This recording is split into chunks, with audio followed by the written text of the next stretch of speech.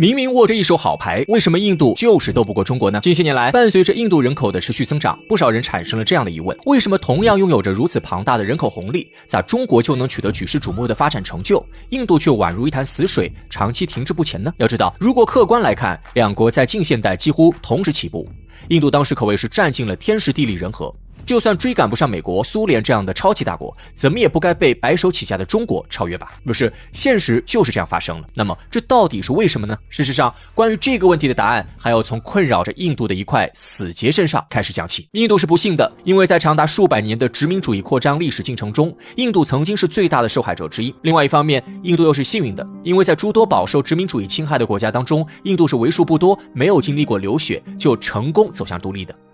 而正是因为有着这样的背景，在印度刚刚独立的时候，绝对能够算得上握着一手好牌。一个印度人自诩的大英帝国海外长子称号，就足以说明一切。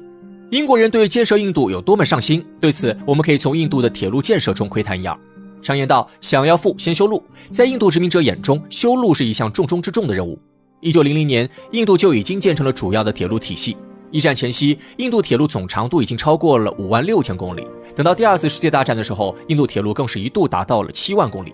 这是什么概念呢？根据中国交通部的统计，在新中国成立前夕，曾抢修过8278公里铁路。但就算这样，在1949年年底的时候，中国铁路营业里程也只有2.2万公里。虽然铁路的长度并不能决定一个国家强弱，但是对于一个急需发展的国家来说，铁路毫无疑问将是带动经济前行的发动机。例如，马克思就曾在不列颠在印度统治的未来结果一文中明确表示，铁路在印度将真正成为现代工业的先驱。由此可见，在英国殖民者的手下，印度在铁路建设这一关键工业任务上，已经相对于同时代的中国取得了很大的优势。而英国殖民统治留给印度的遗产远不止一项铁路这么简单，这些种种汇聚在一起形成的结果，便是印度与中国在近现代同时起步出发。可中国却要落后于印度好几个身位。俗话说得好，一步落后，步步落后；一步领先，步步领先。既然印度在起步阶段占尽了先机，那么在半个多世纪后的今天，印度又是否还保持着对中国的领先呢？答案显而易见，面对印度，中国早已弯道超车。还是以铁路建设为例，根据公开数据，在2023年年底，中国铁路运营里程已经达到了15.9万公里，其中高铁里程4.5万公里。与之相对的，印度如今的铁路总长度为12.6万公里。乍一看，两者之间的差距似乎并不是很大，但是要知道，印度这12.6万公里的铁路有超过一大半都建设于独立之前，也就是英国殖民统治时期，相关设施年久失修，早已不堪重负。据印度国家犯罪局在2022年发布的一份报告显示，仅仅在2017年到2021年短短5年的时间里，印度就有10万人因火车事故死亡。虽然这其中不乏有一些购买挂票的作死乘客存在但对于本就应该以安全著称的铁路运输而言，如此高的伤亡率绝对算得上是名副其实的死亡列车了。那么问题来了，既然如今印度铁路存在这么严重的安全隐患，为什么印度政府没有做出任何反应呢？其实这一切并不是印度政府不想改变，而是压根儿改变不了。例如2015年，印度就出台了雄心勃勃的首条高速铁路计划，并与当时拥有先进高铁技术的日本达成了约合140亿美元的协议。但是直到2021年11月，也就是计划出台的7年之后，这一项目才正式开工。等到2022年6月，有日本媒体跟踪报道的时候，更是惊讶地发现，整个项目居然才推进了不到10公里。进展如此缓慢，是因为日本偷懒故意磨洋工吗？答案也是否定的。尽管日本的风评不佳，但不可否认的是，至少在对外承包铁路建设这件事情上，在中国制造走向海外之前，日本是得到过许多国家首肯的，因此绝对不会在印度身上翻车。所以问题只可能出现在印度身上，而事实也的确如此。工程之所以如此缓慢，原因就是很简单的2点：一来没地，二来没钱。以印度马哈拉施特拉邦为例，据印度媒体爆料，在2021年9月即铁路建设正式动工之前，印度政府在该邦的计划征地仅只完成了30%。为什么？说白了，就是这些土地并不归印度政府所有，而是掌握在少数的地主手中。他们待价而沽，只要没有得到满意的价格，印度政府根本不可能从他们那里拿走1分1毫的土地。于是最终便形成了我们看到的这个局面。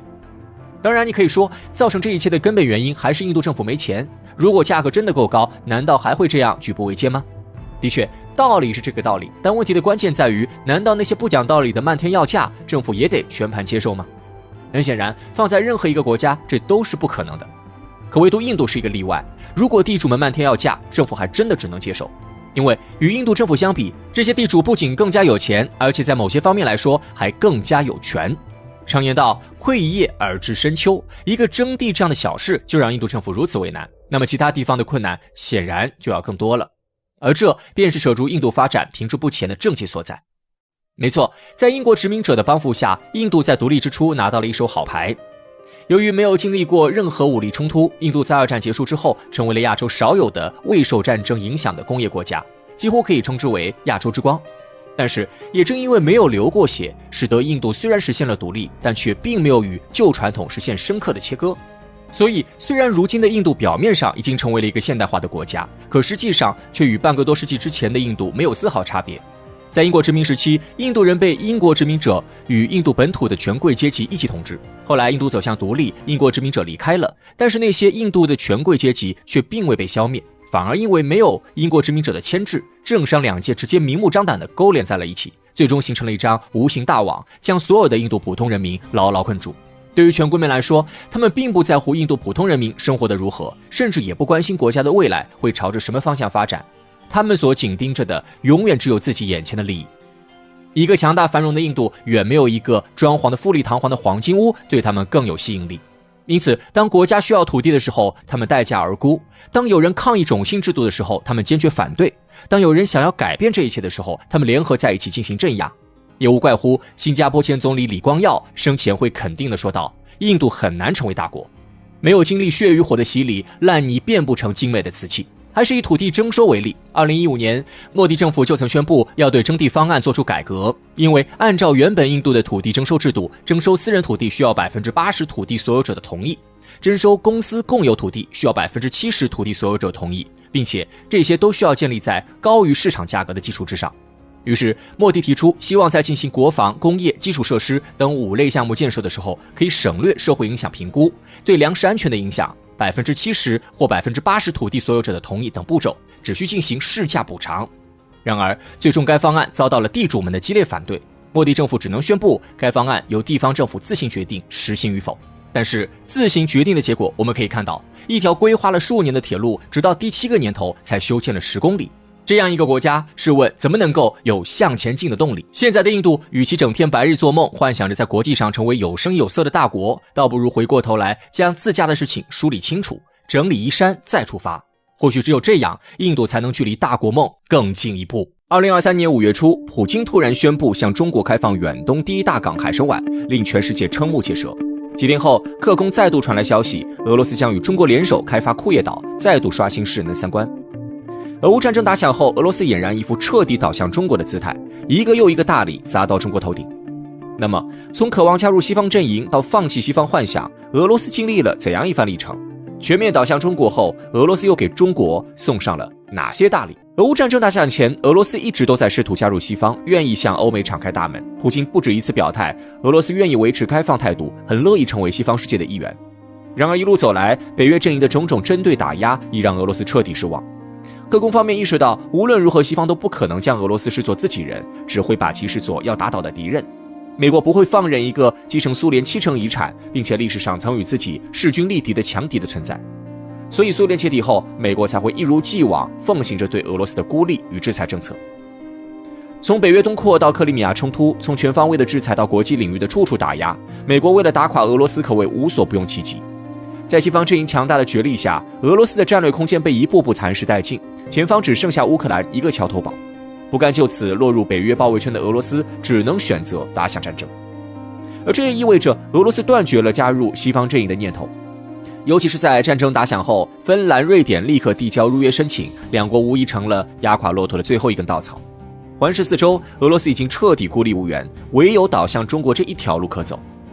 俄罗斯此次对乌克兰采取的军事行动无疑开罪了全世界。尽管普京一再强调对乌克兰采取的军事行动是基于俄罗斯受到了威胁，并罗列出大篇历史和现实理由，但从现实来看，普京的解释显然成效不大。这一点从联合国要求俄罗斯停战并撤军的投票票面就能看得一清二楚。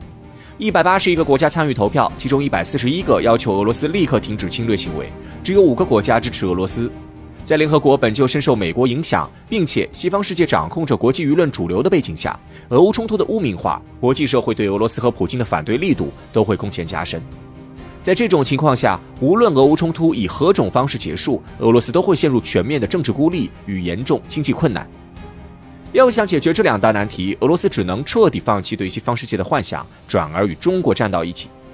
基于中俄之间已经建立的全面战略伙伴关系，再加上中国世界第2大经济体的国际地位，以及中国国内完备的社会发展与经济建设体系，俄罗斯在摆脱政治孤立、谋求经济复苏的过程中，必会向中国伸出援手。这是全世界可以预见的。正如俄罗斯外交部发言人所言，提到俄罗斯的好朋友，首先就是中国。而为了牢牢稳固中俄友谊，俄罗斯在决定倒向东方后，一上来就给中国送了一个又一个大礼包。2023年5月初，普京突然宣布将向中国开放远东出海重镇海参崴，消息一出，举世哗然。俄罗斯远东建设落后，众所周知，海参崴堪称是整个远东最重要的城市和港口，这里是俄罗斯亚洲版图的政治、经济、文化中心。经贸领域，它是远东最大的贸易港，是俄罗斯与亚太展开经贸合作的重要门户。港口货物吞吐量占据远东港口总量的大半比例。政治领域，这是远东的政治枢纽，俄罗斯影响力投射到远东和亚太的关键。军事上，海参崴是俄罗斯远东门户，太平洋舰队主基地之一，守卫着俄东翼国土。正因海参崴的地位至关重要，俄罗斯才一直没有向中国开放这里。俄乌冲突后，俄罗斯不断主动推进中俄合作，黑龙江大桥建成，中吉乌铁路提上日程，西伯利亚2号管道开始建设。再到去年5月，普京甚至将海参崴这张牌也打了出去。中国获准进入海参崴后，就可以借助这一远东最大的货物集散地，将中国的商品源源不断输送至俄罗斯市场。且从此吉林省拥有出海口，这对整个中国东北的贸易发展都是一个巨大的利好消息。然而这还不算完，就在莫斯科方面宣布海参崴对中国开放的几天后，库页岛也传来好消息，俄表示愿意与中国共同开发岛上资源。库页岛向东可以进入太平洋，向南直逼北海道，战略价值极高，且这里矿产资源、渔业资源丰富，将这样一块肥肉主动分给中国，足以见得俄罗斯对加强中俄关系的诚意。据库页岛方面传来的消息，50多台中国施工设备已经从东北运往库页岛，准备施工。相信要不了多久，一座座飘荡着中国国旗的火力发电厂、能源开采厂就会拔地而起。除此之外，俄罗斯对中国的让步还体现在竭力确保人民币被用于两国间的投资与合作，放行中国与中亚5国召开峰会，规划对中国粮食出口新贸易线路，不再干涉中国对前苏联成员国的投资，在南海、台海等问题上坚决支持中国。为确保不会失去中国这个盟友，俄罗斯可谓是付出了血本。而在俄罗斯砸向中国的一个个大礼包中，殊不知最贵重的还是俄乌战争本身对中国的利好影响。立足于客观角度，俄乌冲突固然让俄罗斯自身陷入困境，但对于中国而言，两国战争却为中国带来了一些好处。其中最大的一个莫过于帮中国大大分担了来自美西方的施压，为我们争取了几年埋头发育的时间。俄乌战争这一仗直接将美西方和俄罗斯彻底卷入纷争，置身于乱局之外的中国反过头掌握了绝对的主动权。俄乌冲突前，中国毫无疑问已经成为美国的头号心腹大患。奥巴马的重返亚太政策，特朗普的中美贸易战，都给中美关系蒙上了一层又一层的阴影。拜登上台后，继续延续前任政府的联合狡猾政策，试图集中力量彻底将中国击垮。然而，俄乌冲突的发生直接将美国的注意力吸引了大半过去，对华制裁只能暂时延缓，力度削减。此前，美国一度试图打造针对中国的全球联盟，但全球联盟的本质是扩张，而美国目前对中国实施的是收缩战略。收缩与扩张之间是能力与意愿的庞大缺口，于是美国开始出现力不从心现象。眼前的乌克兰危机要求美国在两头无法兼顾的情况下，只能出于西方世界的安全利益、霸权维系等多方面的考量，优先动用力量制裁俄罗斯。为此，白宫不得不重新划分战略资源，对华制裁势必被削弱。当然，国际社会对目前中美俄三方关系有着不同的解读。有人认为，美国恰好可以利用此次西方世界空前团结、携手对付俄罗斯的机会，趁机打响对中国的全方位围剿。但与此同时，一旦美国对华用力过猛，将完全有可能将中国彻底推向俄罗斯，加速中俄战略同盟甚至是军事同盟的达成。显然，美国陷入了进退两难的困境，既想有效遏制中国崛起，又不想看到中俄联手的场面。目前，美国人并未找到一个平衡点。在当前美国大选、特朗普遇刺、拜登退选等一系列特殊或突发背景下，美国愈发没有寻找平衡点，从而解决对俄对华政策的精力。而在美国尚未明确对华打压政策之前，俄乌冲突所带来的一系列连锁反应，对中国无疑是利好消息。